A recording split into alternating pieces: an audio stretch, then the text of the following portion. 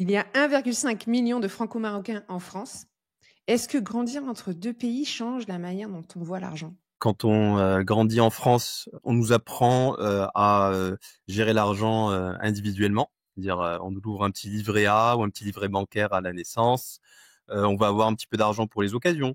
Donc c'est vraiment une relation qu'on développe individuelle avec l'argent. Lorsqu'on grandit au Maroc, il y a un rapport un peu plus collectif, surtout lorsqu'on grandit entre les deux pays, parce que on va avoir cette notion d'envoyer de l'argent au pays. Et puis aussi, il y a une notion qui dit que l'argent, finalement, ce n'est pas quelque chose qui nous appartient, c'est quelque chose qui nous a été donné. C'est une sorte de don qu'on a reçu et qu'il faut gérer avec parcimonie. Et c'est cette différence effectivement qu'on a entre les deux, et grandir entre les deux pays, c'est aussi essayer d'allier ces deux visions-là de l'argent, ces deux manières de penser l'argent. Est-ce que envoyer l'argent au pays, c'est, la première génération d'immigrés qui le fait ou tu penses qu'il y a aussi une responsabilité pour la deuxième ou troisième génération? Je pense que toutes les générations, d'une façon ou d'une autre, envoient des devises effectivement. On dit des devises, donc des euros, lorsque ce sont des Français, des pounds lorsque ce sont des Anglais, enfin des dollars lorsqu'ils sont aux États-Unis. Donc il y a 6 à 7 millions hein, de personnes qui sont marocaines et qui vivent à l'étranger. On appelle les Marocains du monde. Il y a vraiment ce réflexe d'envoyer de l'argent. Alors effectivement, les motivations sont diverses. On va dire que les premières générations, forcément, elles envoyaient un petit peu d'argent pour aider la famille. Mais il y avait aussi cette notion de construire sa maison, parce que lorsqu'on est première génération et qu'on vient en France, par exemple, c'est la raison numéro une, c'est pour mieux gagner sa vie. Et derrière, son rêve, c'est souvent de construire sa maison au pays. Donc ça va être souvent la raison numéro un. Ensuite, sur les autres générations, ça va être aussi le rêve d'avoir une petite maison, un petit appartement pour la retraite. Donc ça, c'est aussi quelque chose qui peut motiver à envoyer de l'argent au Maroc. Et après, ça dépend énormément des niveaux de vie. Par exemple, me concernant, j'ai grandi dans une famille qui est relativement aisée, donc clairement, j'ai pas besoin d'envoyer de l'argent à ma famille de ce point de vue-là. D'autres personnes viennent de familles beaucoup plus modestes, et à ce moment-là, ça a vraiment du sens. Et puis il y a aussi une notion, on en parlera peut-être un peu plus tard aussi, de responsabilité. C'est-à-dire qu'on se sent aussi responsable lorsqu'on est un grand frère, on se sent responsable de sa petite sœur. On a peut-être un oncle ou des cousins qui sont un peu moins fortunés, et c'est aussi cette envie d'aider. Il y a aussi la notion d'envoyer de l'argent pour aider les plus nécessiteux. Voilà, donc certains aussi envoient de l'argent tous les ans, pendant le mois de Ramadan par exemple, pour aider les personnes qui en ont besoin. Donc il y a diverses raisons, mais ce qui est sûr, c'est que c'est une des quatre principales sources de revenus du pays. Donc les devises, que ce soit du euro, du dollar ou autre, ça fait partie des trois principales sources de revenus. Parler d'acheter la maison, est-ce qu'en fait, le fait d'être entre ces 2 pays influence vraiment toute ta stratégie patrimoniale? Je dirais que c'est le cas, hein. C'est le cas, et pas forcément que pour des gens qui vont utiliser ces termes-là, des gens qui réfléchissent, dire: «Je vais construire du patrimoine, je vais réfléchir sur 20 ans». Souvent, c'est assez viscéral. Alors déjà, pour commencer, en France, on parle souvent d'épargne de précaution. Heu, bon, ça va être pareil, on a toujours un petit bas de laine, et après, lorsqu'on arrive à la base de la pyramide patrimoniale, pour utiliser des termes de CGP, alors on va pas avoir une seule maison. Du coup, on se pose la question, alors OK, est-ce que je vais acheter ma résidence principale, mais où? D'autant plus qu'on a une chance aussi au Maroc, c'est que on a le droit d'avoir une résidence principale en plus de sa résidence principale en France, lorsqu'on est résident fiscal français. C'est-à-dire que pour un éméreux, ça fait partie des avantages, on ne va pas être pénalisé en termes d'impôts pour foncier haute du fait d'avoir un appartement par exemple qu'on habite que 2 mois par an au Maroc. C'est quoi un émireux? Un éméreux, donc c'est un Marocain résident à l'étranger. Alors c'est un terme qui est souvent utilisé, c'est un synonyme de Marocain du monde, c'est aussi très utilisé. Et donc c'est la diaspora marocaine partout dans le monde. Et donc effectivement, on parle de éméreux français ou Marocain du monde résident en France. Et il y en a partout, quasiment partout ailleurs dans le monde, en tout cas dans les grands pays. Alors, aujourd'hui, on va développer, tous ces sujets, ensemble dans l'épisode, mais avant de commencer, est-ce que tu peux, te présenter en quelques mots? Je suis conseiller en gestion de patrimoine. J'accompagne effectivement mes clients qui ont soit un lien avec le Maroc, qu'ils soient marocains résidant à l'étranger, qu'ils soient franco-marocains, qu'ils soient simplement des expatriés ayant pour projet de s'installer au Maroc, dans la gestion de leurs projets à court, moyen et à long terme, dans leur démarche administrative et dans la constitution, le développement de leur patrimoine à court, moyen et long terme. Des projets liés à la retraite, des projets liés à aux études des enfants ou des projets de reconversion professionnelle. C'est vraiment très varié en fonction des besoins de mes clients. J'aimerais bien qu'on commence, un peu à rentrer dans le détail et d'abord développer cette question de la vision de l'argent. Quand on a la double nationalité, on a l'impression parfois qu'on se retrouve, entre 2 mondes, bon, sur plein de plans, mais aujourd'hui, on est là pour parler de l'argent. Je pense que quand on a une double nationalité, toutes les doubles nationalités ne se valent pas financièrement. Ce que je veux dire par là, c'est que si lorsqu'on est franco-espagnol, franco-portugais, finalement, on va avoir quand même une certaine liberté dans la gestion de ses finances, parce qu'on va être dans des pays qui certes ont des fonctionnements différents, mais on va se rejoindre sur beaucoup de choses dans le mode de fonctionnement. Lorsqu'on est à une double nationalité et finalement qu'on est entre deux continents, deux modes de fonctionnement qui sont quand même assez différents, il va falloir prendre en compte vraiment beaucoup de choses. Je vais donner un exemple. Par exemple, au Maroc, on parle de contrôle d'échange. C'est-à-dire que, on pourra peut-être le développer un peu plus tard, mais en gros, le dirham n'est pas une devise finalement, c'est une monnaie qui est par essence non convertible. Alors il y a des cas où elle peut être convertie, c'est des cas particuliers, mais globalement, on ne peut pas sortir du dirham du Maroc comme on veut. Donc lorsqu'on a cette contrainte-là, forcément, on va y réfléchir à deux fois avant d'envoyer des devises à son pays. On envoie des devises à hauteur de ce dont on a besoin et à hauteur de ce dont nos proches ont besoin.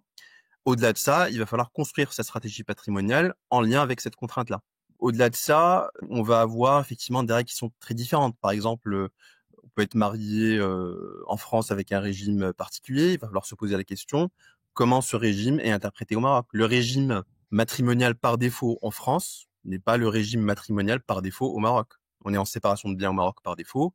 On est en communauté de biens réduite aux acquis en France. Ce sont deux façons de fonctionner qui sont totalement différentes. En plus, la séparation de biens n'est pas forcément interprétée de la même façon d'un pays à l'autre.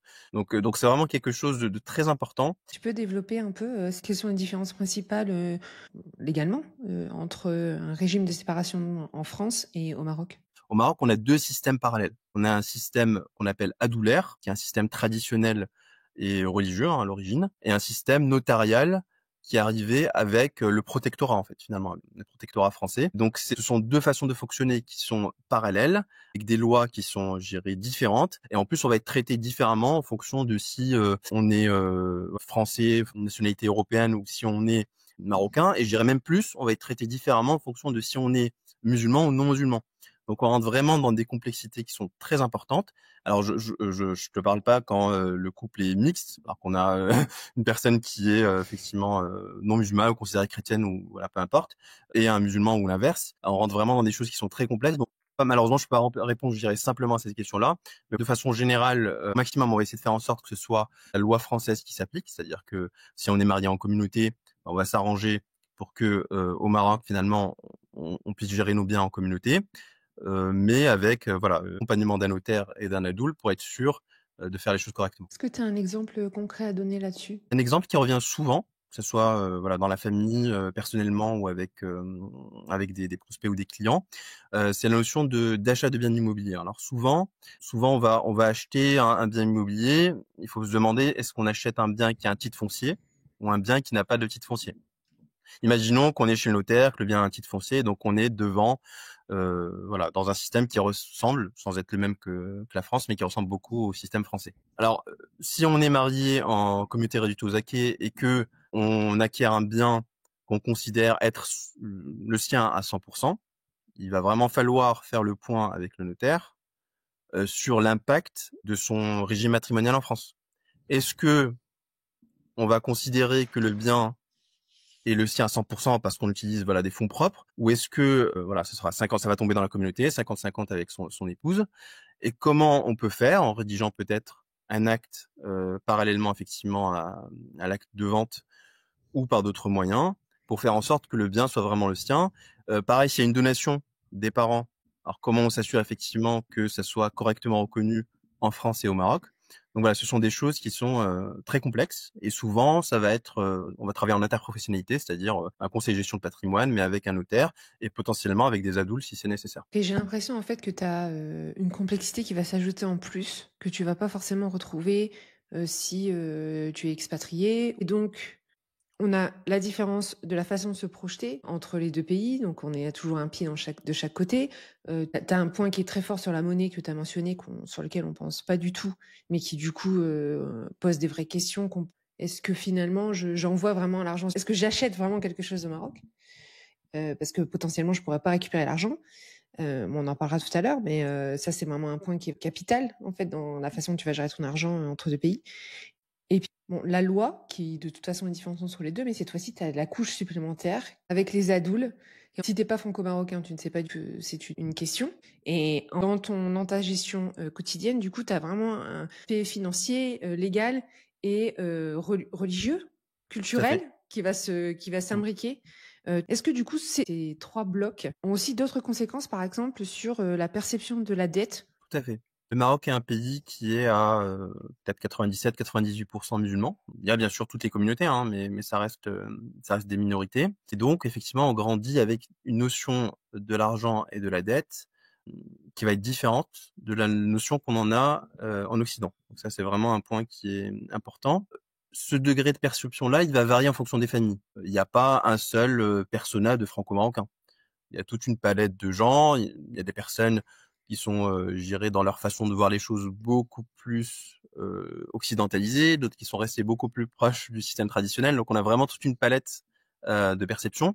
Mais dans l'idée, on a cette notion quand même que l'argent, ce qu'on dit en arabe, c'est une amana, c'est-à-dire c'est une sorte de finalement de don, mais dont on est responsable. C'est une responsabilité finalement. C'est une responsabilité. Et donc déjà, cet argent-là, il ne nous appartient pas, il nous est confié. Voilà, déjà dans la conception traditionnelle, c'est ça, il nous est confié, donc il faut en faire un bon usage. Et d'autres personnes ont des droits sur cet argent. C'est-à-dire que typiquement la famille a un droit sur notre argent. On doit pouvoir faire vivre, je dirais, le foyer. Les plus nécessiteux ont un droit sur cet argent, puisqu'il y a un impôt traditionnel annuel qui est pas réglementé dans la loi, hein, c'est vraiment religieux, qui est la zakat. Et donc, c'est 2,5% environ, au-dessus d'un certain seuil de richesse, à redistribuer à certaines catégories de population, essentiellement les plus nécessiteux, tous les ans.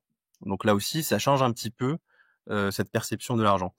Ah, Sur la notion de la dette, il y a 2 types de dettes. Déjà, la notion de la dette n'est pas encouragée de façon générale, hein, que ce soit dans la culture ou que ça soit effectivement dans l'aspect religieux, parce que ça représente un poids.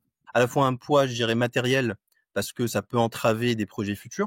C'est-à-dire le fait de savoir qu'on a des centaines de millions d'euros finalement à investir, on se sent moins libre finalement de faire d'autres projets, on se sent moins libre de faire d'autres choses. Et d'un point de vue aussi, je dirais un peu plus spirituel, parce que d'un point de vue effectivement spirituel, on est censé avoir remboursé toutes ses dettes avant de quitter ce monde. Donc il y a cette notion-là vraiment qui est que la dette est une grande responsabilité. On doit parfois y avoir recours, mais c'est une grande responsabilité.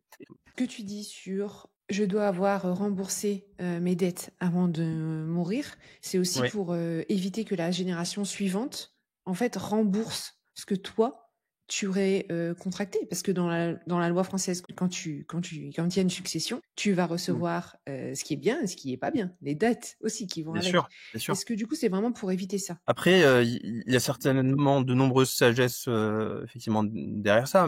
Après, le point numéro un, ça reste quand même un aspect spirituel. On considère effectivement que c'est une responsabilité qu'on a et que c'est quelque chose qu'il faut rembourser.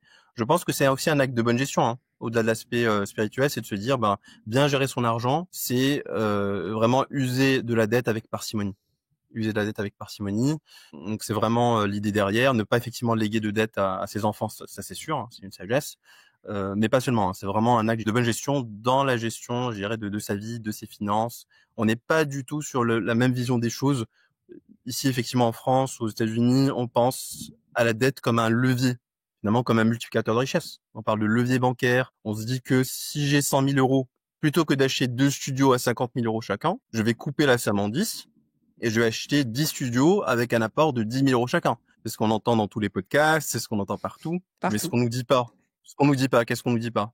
Déjà, on nous dit pas que dans ces 10 studios, la probabilité est très forte d'avoir des travaux importants. Parce que oui, l'idée derrière, c'est que le loyer de chacun de ces 10 studios va rembourser les charges et la mensualité de prêt de chacun de ces 10 studios et qu'au bout de 20 ans, comme par magie, on va se retrouver à la tête d'un patrimoine de 500 000 euros ou d'1 million d'euros.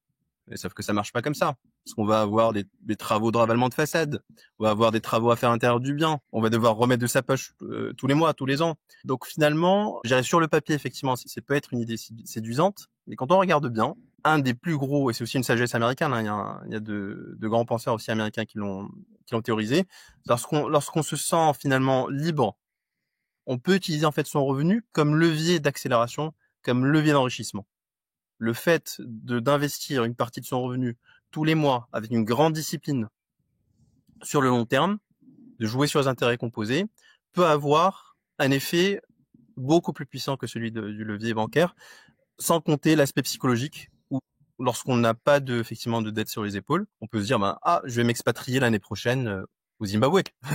Donc c'est quelque chose dire qui est vraiment libérateur. Et même les gens qui ont le courage effectivement de changer de pays, de faire plein de choses en ayant des centaines de milliers, voire des millions d'euros de dettes sur les épaules, il y a toujours ce poids-là qui est présent. Il y a toujours cette pression-là. Et donc je pense que c'est vraiment quelque chose qu'on peut voir avec en tout cas un regard différent.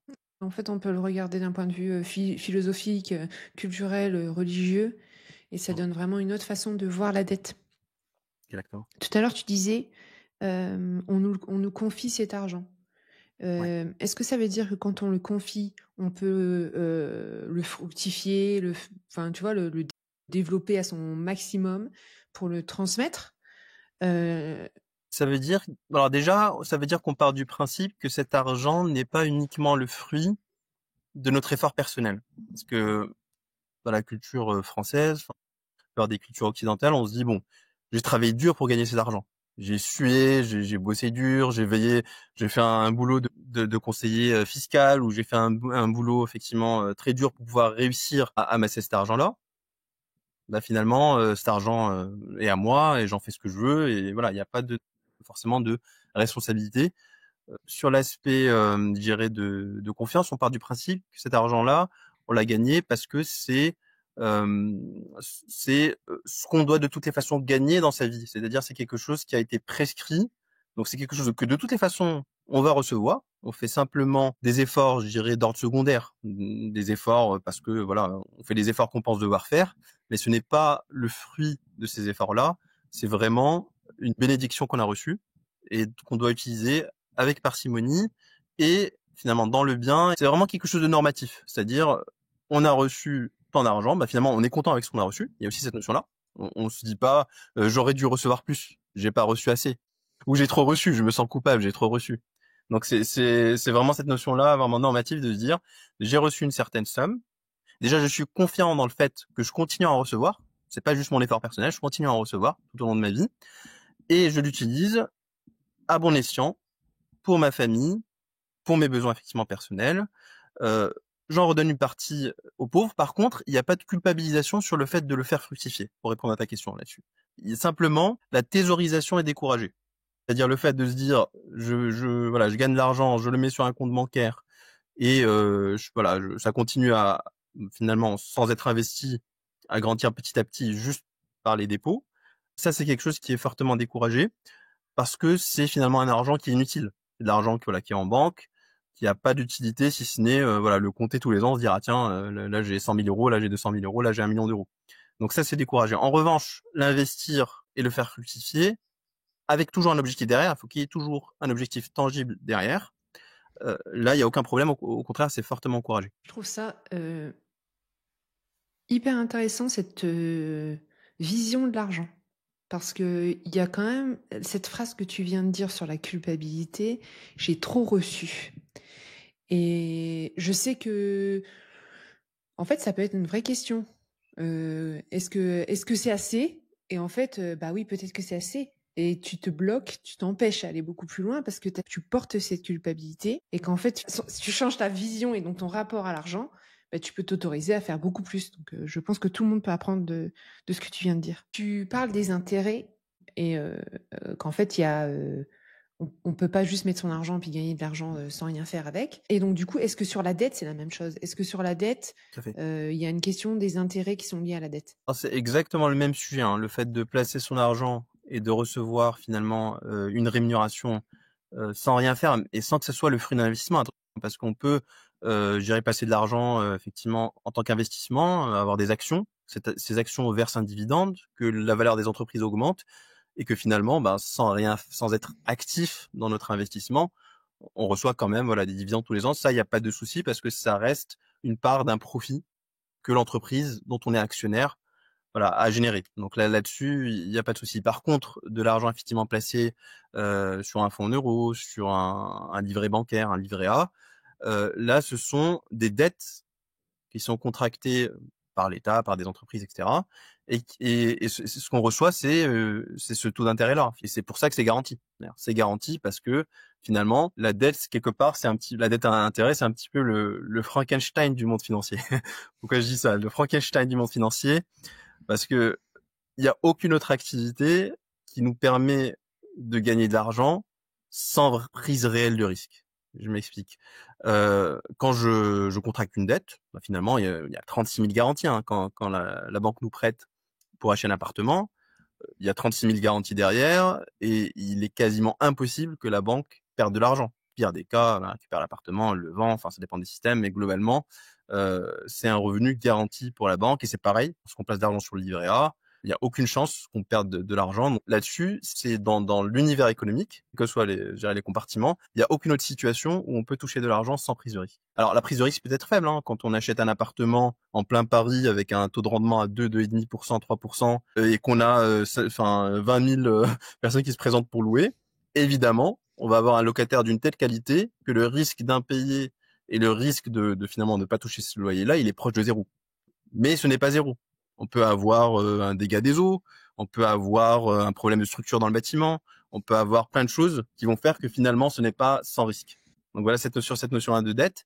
Et donc c'est parce que c'est un Frankenstein financier et parce que, comme je disais tout à l'heure, c'est parce que c'est quelque part aussi une forme d'injustice parce que finalement qui prête, ce sont finalement les plus aisés, les plus riches, ceux qui n'ont pas forcément besoin de gagner plus, qui vont prêter pour en tirer un revenu.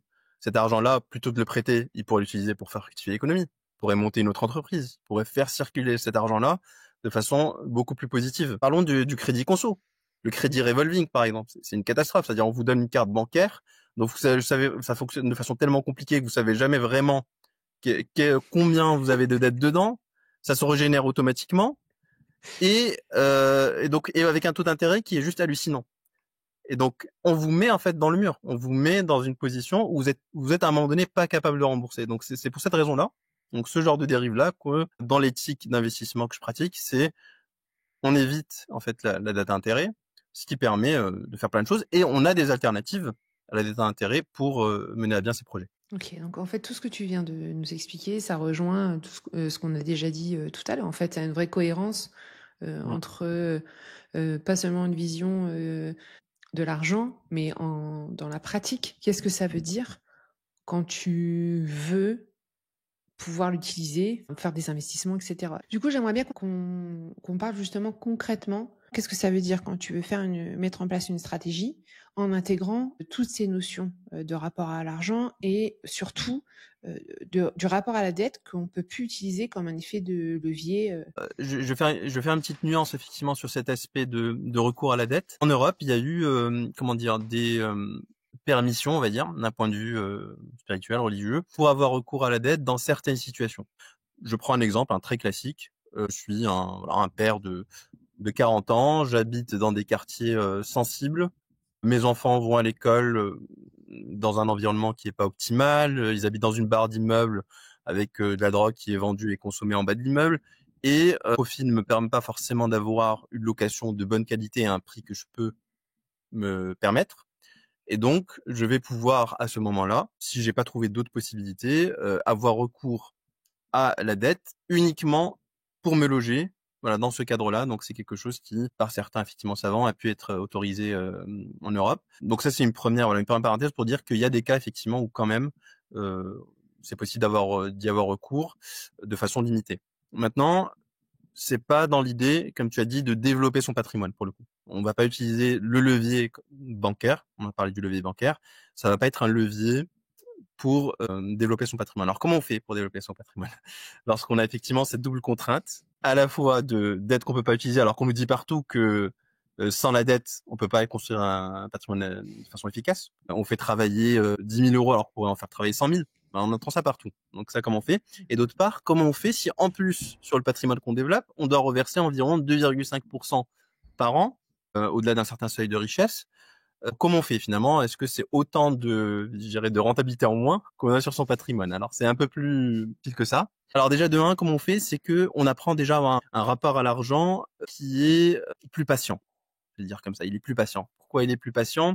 Parce qu'on essaie justement pas d'avoir 10 appartements en même temps. On se dit, bah finalement, si je veux développer un parc locatif, parce que je pense que c'est quelque chose d'utile de loger des étudiants dans des villes étudiantes et que potentiellement je peux en avoir les moyens, bah on va effectivement d'abord capitaliser. Alors mettons que le studio coûte 50 000, 60 000 euros, capitaliser la somme pendant 5 ans, 6 ans, 7 ans, 8 ans, peu importe, et ensuite acheter le premier studio. Ce premier studio, on va en toucher un loyer qui va être net de charges, enfin, en tout cas de mensualité de prêt. Alors c'est pas pareil de toucher un loyer net de mensualité de prêt qu'un loyer où on doit payer la banque derrière. Et cet argent-là, bah, il va pouvoir être réinvesti.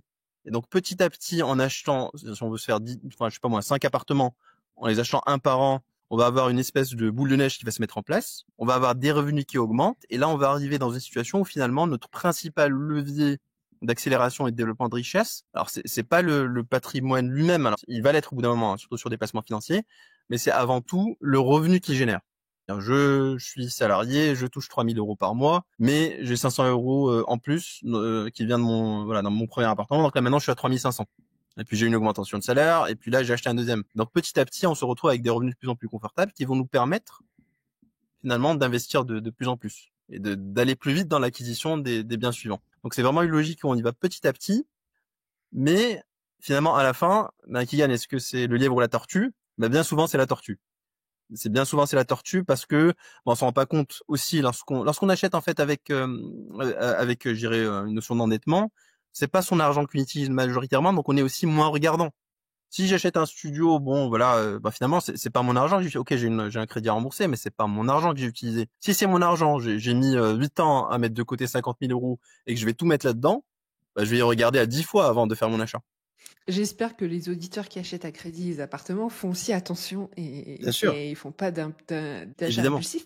Par contre, tout ce que tu dis, ça donne une vision qui est complètement presque à l'opposé de ce qu'on a entendu jusqu'à maintenant sur le podcast. Et ce qui rend cette conversation hyper intéressante, et je m'attendais pas du tout à ce qu'on aille là-dessus. En fait, ça te permet aussi de déculpabiliser si tu as un rapport toi-même à la dette qui est conflictuel. Par exemple, je ne veux pas avoir de dette du tout. Moi, ça me pèse psychologiquement d'avoir de la dette. Tu enlèves d'un coup cette culpabilité et de se dire, je peux en fait faire comme je veux. Et à chaque fois, on parle beaucoup des objectifs à atteindre, de la stratégie qu'on peut appliquer, mais on oublie à chaque fois ce rapport à l'argent psychologique et que finalement, on peut aussi travailler avec ça d'une façon qui est très saine, comme tu viens de le décrire maintenant, en capitalisant et en achetant. Et finalement, on arrivera aussi à faire un effet boule de neige en mode tortue, mais qui est aussi très bien, qui te permettra aussi d'atteindre tes objectifs. Exactement. Est-ce que tu as des produits financiers ou autres très courants en France que tu vas retrouver et qui deviennent problématiques à partir du moment où tu regardes d'un point de vue franco-marocain? Alors, en France, là, il y a pas vraiment de, je dirais, de différence notable, enfin que j'ai pu observer entre un franco-français et un franco-marocain dans la façon, je dirais, de placer son argent lorsqu'on on n'a pas forcément été accompagné, on n'a pas forcément creusé le sujet. Très honnêtement, pourquoi? Parce que alors déjà, je crois que beaucoup l'ont remarqué, souvent quand on regarde les conseillers bancaires, je dirais du premier niveau dans les agences, il y a beaucoup de gens issus de la communauté maghrébine. On n'a pas le droit de faire trop de stats de ce genre-là, mais il y a des stats qui ont parfois été faites par certains groupes, et parfois on arrive à 60% de personnes qui sont d'origine maghrébine, marocaine, algérienne, tunisienne, dans les agences, notamment en région parisienne. Donc finalement, ces gens-là, que ce soit donc peu importe finalement franco-marocain, franco-algérien, français, c'est livret A, assurance vie en fonds euros, parce que ce sont les conseillers finalement qui conseillent ce genre de produit, et c'est le réflexe que les gens ont pris. Maintenant, comment est-ce que font, je dirais, ces personnes-là qui parfois sont pratiquantes pour se dire comment je peux avoir ces produits-là si c'est de la dette? En général, il y a un discours, je dirais, commercial qui tend à dire tout ce qui est intérêt, il faut s'en débarrasser. C'est-à-dire que les personnes vont calculer ce que ça représente, ces intérêts-là, et puis les donner, s'en débarrasser et pas les garder. Donc c'est une façon finalement lorsqu'on a envie je dirais, d'être à l'aise avec son éthique, de se débarrasser de ce poids-là. À part ça, effectivement, compte bancaire, livret A, assurance vie, pas grand-chose d'autre. Et puis quand on peut effectivement acheter un bien immobilier. Au Maroc, la culture de l'investissement financier, elle est beaucoup plus faible encore qu'en France. C'est-à-dire que le patrimoine financier des ménages marocains rapporté à sa population est vraiment très très faible. Pour donner juste un ordre de grandeur, on parle de 6 000 milliards d'euros de patrimoine financier des ménages français. Au Maroc, c'est peut-être quelque chose de l'ordre de 100 milliards. 100 milliards, 110 milliards, donc ça n'a vraiment rien à voir, et pourtant la population est seulement de 2 fois moins importante. Ah, 2 fois moins importante, c'est la question que j'allais te poser. Est-ce que c'est rapporté à la population? Est-ce qu'on a la même chose ou pas? Et même en tenant compte la différence du niveau de vie, c'est pas du tout cohérent. Juste un exemple, le taux de pénétration, par exemple, de l'assurance est de seulement 4% au Maroc. Donc c'est vrai, on est dans une défiance. On était pendant longtemps, ça commence à changer, mais dans une défiance vis-à-vis des produits financiers. Et de façon générale, le Marocain préfère les investissements tangibles et liquides. Ce qui est private equity, start-up, ça commence, hein, ça arrive, mais ça génère une défiance très importante. Et tout ce dès qu'on commence à dire c'est bloqué, c'est pas accessible, etc., en général, ça passe très très mal. Voilà, donc il faut faire beaucoup de pédagogie et expliquer voilà qu'on peut avoir des placements qui sont quand même liquides, qu'on peut récupérer assez rapidement, qui sont conformes à l'éthique aussi, et qui permettent finalement de réaliser ces objectifs.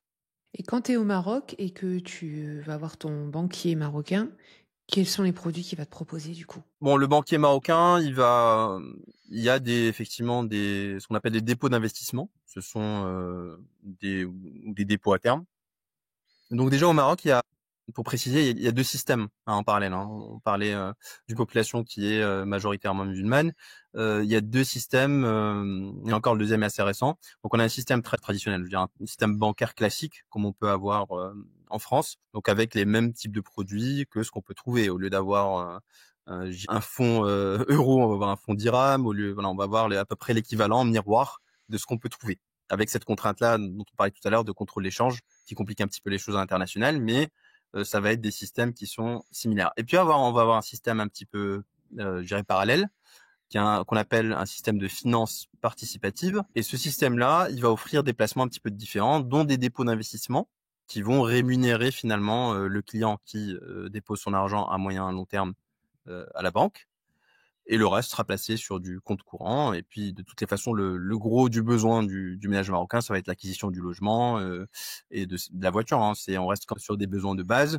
On n'est pas sur de la banque d'investissement. On n'est pas. Ça dépend. Ça existe, mais disons que pour le moment, on est dans un système qui est encore en maturation. Ouais, c'est ce que j'allais te demander, parce que c'est aussi un marché qui est en construction et qui du coup est un peu en train de chercher qu'est-ce qui correspond vraiment à la complexité dont on a parlé aujourd'hui, et qui, en fonction de l'augmentation du niveau de vie de la population, va aussi créer de nouveaux produits financiers pour pouvoir être aligné. Tu parlais des contrôles de change, j'aimerais bien qu'on fasse un point là-dessus. Quelles sont les complexités, et si tu as un exemple concret à nous donner de ce que ça représente en fait? La devise, je dirais la monnaie marocaine, donc le dirham, est assise, je dirais, sur un panier de monnaie internationale dont les deux grosses composantes sont le dollar et l'euro. Donc c'est ce qui fait aujourd'hui aussi que c'est une monnaie qui est relativement stable. Hein. On n'est pas en Turquie avec une lire qui fait des plus de 200%, des moins de 200%. Enfin, j'exagère, mais c'est ça. On est vraiment sur une monnaie qui va avoir, c'est-à-dire que 1 euro va valoir entre 10 et 11 dirhams tout le temps. 10 et demi, 10,3, 10,7. Et ça, c'est quand même un grand atout parce que c'est sécurisant, que ce soit pour nous, franco-marocains et émireux, que ce soit pour des investisseurs étrangers. C'est quand même rassurant de se dire qu'on est sur une volatilité qui est quand même maîtrisée. Donc ça, c'est un premier point. Cela étant, pour pouvoir maîtriser tout ça, hein, maîtriser la volatilité, éviter qu'il y ait des grandes fluctuations, donc il y a bien sûr une politique monétaire qui est menée par Banque Al-Maghrib, qui est la banque centrale marocaine, mais le contrôle des changes joue un rôle important. Parce qu'effectivement, peut être attractif pour une population marocaine aisée de placer son argent en France, au Luxembourg, un peu partout, et que à trop ouvrir, je dirais, les portes, on crée aussi des possibilités d'instabilité. Et donc, il y a ce souhait-là à la fois de libéraliser. Hein, depuis des années, la politique, je dirais, s'assouplit. Enfin, la politique d'aujourd'hui n'est pas la politique d'il y a 20 ans. Hein, ça s'assouplit progressivement, mais tout en gardant le contrôle. Parce qu'on veut pas se retrouver avec effectivement un dirham qui bouge dans tous les sens. Voilà, donc ça, c'est un premier point. Le deuxième point, c'est qu'effectivement, c'est un contrôle d'échange qui est resserré, mais en faisant les bonnes formalités et en étant correctement accompagné, on peut réussir à construire un patrimoine HV entre les deux pays sans entrave excessive. Hein. C'est ça aussi le message que je veux faire passer, c'est que ok, on peut, si on prend pas ses précautions, on peut investir au Maroc et pas pouvoir ressortir son argent. Si on a pris les bonnes précautions, on va pouvoir voilà, indiquer à l'office d'échange le montant qu'on souhaite effectivement investir au Maroc. On va informer également son organisme bancaire. Il va y avoir un certain nombre, je dirais, de démarches administratives à faire, et on va pouvoir ressortir à minima le capital qu'on a pu investir, et également en fonction des cas, la plus-value. Après, voilà, c'est un peu plus complexe, il faudra rentrer dans les détails, mais globalement, on va pouvoir aussi souvent ressortir sur quelques années la plus-value. Donc, ça reste quand même très, très intéressant de pouvoir investir au Maroc, parce qu'il y a plein d'opportunités dans les années à venir. Par contre, c'est pas si simple que si j'allais acheter un appartement à Bruxelles, où en fait c'est en euros, je peux récupérer la totalité de la somme, transférer, il n'y aura pas de questions par mon banquier. Est-ce que tu as un exemple où ça s'est mal passé et la personne a investi au Maroc et a pas pu retransférer son argent dans l'autre sens? Alors, c'est très courant. C'est très courant. Moi, les exemples que je rencontre le plus souvent, au-delà de ça, parce que quand on commence à transférer des fonds entre les deux pays, sans aucune traçabilité, sans aucune démarche, on peut avoir des problèmes, déjà à commencer avec le fisc français. Hein. Donc, ce que je vois très très souvent, et ça c'est vraiment, je dirais, une grosse partie de la communauté, c'est j'ai de l'argent en France, j'ai de l'argent au Maroc. Je connais des personnes qui ont de l'argent en France et d'argent au Maroc. On a des besoins contraires, c'est-à-dire moi j'ai besoin d'euros, il a besoin de dirhams ou l'inverse. Et donc on fait des échanges, voilà, ni vu ni connu. Ou alors je fais un virement. Alors c'est mon oncle qui habite en France qui va faire un virement, il va me faire un virement en euros de son compte à mon compte. Et tout ça sans aucune déclaration. Ça c'est beaucoup plus courant qu'on peut penser. Hein. C'est vraiment très très très courant. Et c'est très dangereux parce que les gens réalisent pas que, même en oubliant le Maroc, hein, c'est qu'en France, lorsqu'on s'amuse à faire des virements de compte à compte sans rien déclarer, ben on peut se faire redresser. Donc surtout si c'est pas entre, je dirais, en ligne directe. Donc là, si c'est pas en ligne directe, on se retrouve à être taxé en droit de donation à 55%. Plus si on considère qu'on est de mauvaise foi, des majorations qui peuvent aller de 10 à 80%. Au-delà de l'aspect j'investis, je récupère mon argent, parce que pourquoi est-ce que l'aspect j'investis, je récupère mon argent est moins, enfin, il est très courant, mais il est un peu moins courant, parce que souvent les gens investissent quand même sur du moyen long terme. C'est-à-dire, en gros, j'ai comme projet d'ouvrir un restaurant, une salle de sport au Maroc, je transfère l'argent, j'achète la salle de sport. Bah, avant que je me dise, ah tiens, je veux vendre la salle de sport, récupérer mon argent, en général, il va se passer 10 ans, 15 ans, enfin, sauf si ça se passe très mal, mais voilà, il y a quand même pas mal de latence là-dessus. Mais ces personnes-là auront une mauvaise surprise. Si elles n'ont pas fait les démarches, elles vont vouloir, voilà, vont vendre, elles vont vouloir récupérer l'argent, elles vont pas pouvoir. Ou alors ça va être très compliqué. Mais voilà, c'est pour dire, et c'est quelque chose de, voilà, de très important. Et le fait, effectivement, d'investir au Maroc pour acheter un appartement, c'est très important de faire appel à un conseil et à un notaire avant le projet, pendant le projet et après le projet. Parce que les gens, en général, voilà, ils disent, tiens, je transfère de l'argent, et puis voilà, au moment où je me dis, tiens, je vais acheter, je vais aller voir le notaire. Mais c'est trop tard. C'est trop tard, là, l'argent a déjà été transféré, on a déjà fait n'importe quoi. C'est un peu comme attendre le stade 2 ou stade 3 d'une maladie avant d'aller voir le médecin, alors qu'on sait qu'on est malade. Il faut pouvoir anticiper les choses. Anticiper, ça te permet de bien t'organiser, mais aussi de pouvoir discuter avec un professionnel qui va pouvoir anticiper tout ce que tu mentionnes, de transferts internationaux, j'imagine aussi de succession, tous ces sujets auxquels tu n'aurais pas naturellement pensé, et t'éviter des problèmes en fait sur le moyen et long terme. Et si je suis franco-marocain et que je veux commencer à construire mon patrimoine entre les deux pays, qu'est-ce que tu me conseilles de faire? D'un côté, on va prévoir une poche de cash en euros pour les besoins urgents en France, mais il y a aussi une poche de liquidité en dirhams, dans le cas par exemple on a besoin d'aider un proche. Ensuite, on va s'intéresser à la résidence principale. Et là, souvent, l'erreur qui est faite par beaucoup de prospects ou de clients, c'est de dire, il faut absolument que j'achète un appartement en France. C'est pas forcément les meilleures rentabilités, c'est pas forcément le meilleur choix. Donc ça, il faudra regarder. En revanche, souvent, il va être intéressant d'acquérir une résidence principale au Maroc. Parce qu'au Maroc, il n'y a pas cette notion, lorsqu'on est émireux, de résidence secondaire, lorsque c'est son premier bien au Maroc. Et donc, ça va être très intéressant d'acquérir son bien, que ce soit pour la retraite ou pour une future expatriation. Une fois qu'on a fait ça, on s'intéresse effectivement au placement plus financier. Donc, on va pouvoir ouvrir des assurances vie, des plans d'épargne retraite, des placements qui sont adaptés aux besoins effectivement du prospect ou du client. On va investir majoritairement en euros, mais on va pas s'interdire d'investir sur des placements sécurisés au Maroc. de façon à faire fructifier de l'argent dans les deux pays. Est-ce que si mon projet de vie est à un moment de s'installer au Maroc, comment ça se passe? Alors la première chose, ça va être de construire son budget et préciser son projet professionnel. Parce que une erreur courante, c'est de se dire je vais retrouver mon emploi au Maroc avec le même niveau de rémunération, le même niveau de sécurité et les mêmes avantages qu'en France. Ce n'est pas le cas. Le Maroc est un pays en fort développement. Il y a plein d'opportunités au niveau de l'entrepreneuriat. En revanche, au niveau du salariat, lorsqu'on a des standards européens, ça peut être difficile de s'y retrouver, sauf quelques métiers très demandés, on va dire. À moins d'être sur un métier extrêmement demandé, il va être préférable finalement de construire sa propre activité professionnelle sur place et de profiter des opportunités qu'offre le Maroc là-dessus. Point numéro 1, l'activité professionnelle. Point numéro 2, on se pose la question de sa situation personnelle. Est-ce que j'y vais en tant que retraité? Est-ce que j'y vais avec une personne qui est franco-marocaine ou marocaine qui sait comment je dirais s'adapter sur place?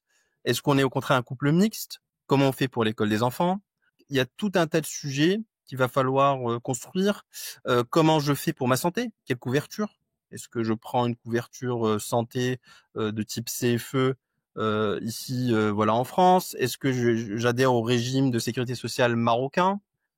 Est-ce que je suis protégé dans les deux pays? Voilà, tout ça, ça va être des questions qu'on va pouvoir effectivement voir ensemble et qui prennent du temps. Donc, il faut vraiment, le mieux, c'est d'anticiper une année à l'avance son expatriation et de travailler sur tous ces sujets-là en parallèle, de façon posée et prendre le temps pour ne pas faire d'erreurs qui nous fassent regretter effectivement notre expatriation.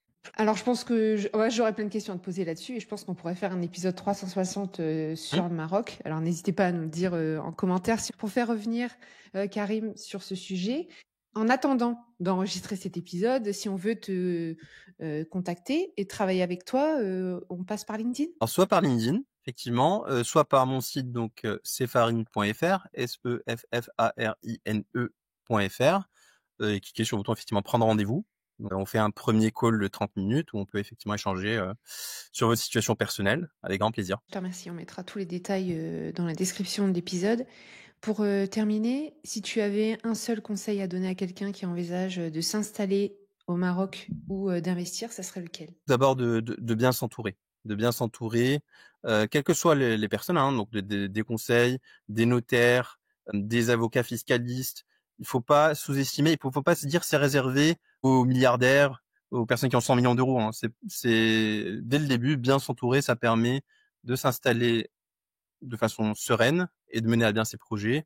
Et ça peut faire gagner des années de vie, vraiment. En fait, surtout si tu es deuxième ou troisième génération, tu as l'impression de connaître ton pays d'origine et tu te dis bon, bah, ça va aller, je vais le faire seul. Et je pense que cette naïveté peut t'amener à avoir des gros problèmes, comme on a déjà mentionné sur tout l'épisode aujourd'hui. Exactement. En fait, l'épisode d'aujourd'hui, je m'attendais pas à ce que ça nous emmène sur tous ces points qu'on a abordés sur les différences culturelles, religieuses, qu'implique une double nationalité franco-marocaine. Et je te remercie d'avoir partagé tout ça avec nous aujourd'hui.